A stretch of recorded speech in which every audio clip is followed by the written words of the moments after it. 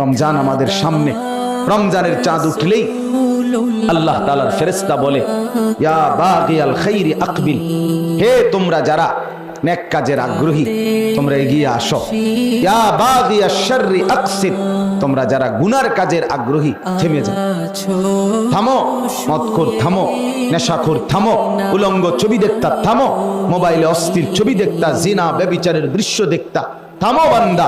আল্লাহর ফেরেশতা বলে, ও নারী বেপর্দা বন্ধ করো, ও বাবা ঘরে টেলিভিশন বন্ধ করো, সুদখোর সুদ বন্ধ করো, বিড়ি খান তো বিড়ি খানা বন্ধ করো, সিগারেট খানা বন্ধ করো, এক এক নাফরমানি ছেড়ে দাও আর আল্লাহর বন্দিগিতে এগিয়ে আসো। এটারে বলে রমজান। এটারে বলে কি বলেন না রমজান, এটারে বলে রমজান। রোজাও রাখেন আবার নাফরমানিও করেন, এমন যেন না। গুনাহ 5 ওয়াক্ত জামাতে নামাজ, রাত্রিবেলা খতমে তারাবি, 20 রাকাত তারাবি, রাত্রিতে উঠে সেহরি, সেহরির সাথে 2-4 রাকাত তাহাজ্জুদের নামাজ, দোয়া, কান্নাকাটি, ইফতার, এই এক বন্দিগি দিয়ে দয়া করে বাবা মাহে রমজানটাকে মিলান, দেখবেন মজা পাবেন, শরীরের মধ্যে সুখ লাগবে, আনন্দ লাগবে, নিজের ভিতরে অনুভূতি মজা লাগবে যে আমি আল্লাহর বন্দিগি করতেছি। এজন্য আমার শেষ কথা এটাই, রমজান আমাদের সামনে, রমজানকে টার্গেট করে আপনি জীবন পরিবর্তনের সিদ্ধান্ত নেন। বলেন ইনশাআল্লাহ। ছেলেরা বাপ, একটা ছেলেও যদি হও আমার কথা ফিরাই দিও না।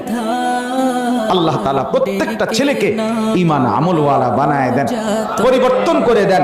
রমজানকে সামনে রেখে আমরা পরিবর্তনের সিদ্ধান্ত নিলাম তো? হাত তুলে বলো। আচ্ছা, যদি হাত নামাইও না, যদি এই সিদ্ধান্ত থাকে তাহলে যত হাত তুলছেন এখানে মুসলমান না এরকম কেউ আসেননি কোন? পিছনে পিছনে ভাই অমুসলমান আছনি কেউ? নাই। তাইলে মুসলমানের বাচ্চা যদি হাত উঠায় থাকো তাহলে এশার নামাজ পড়তে হবে, ঠিক আছে ইনশাআল্লাহ? আজকের থেকেই পরিবর্তনের সিদ্ধান্ত হইল ইনশাআল্লাহ। আল্লাহ আমাদেরকে কবুল করেন, আল্লাহ তাআলা এই মাহফিলে বরকত দান করেন, আল্লাহ তাআলা সবার জীবন সুন্দর করে দেন, আমিন।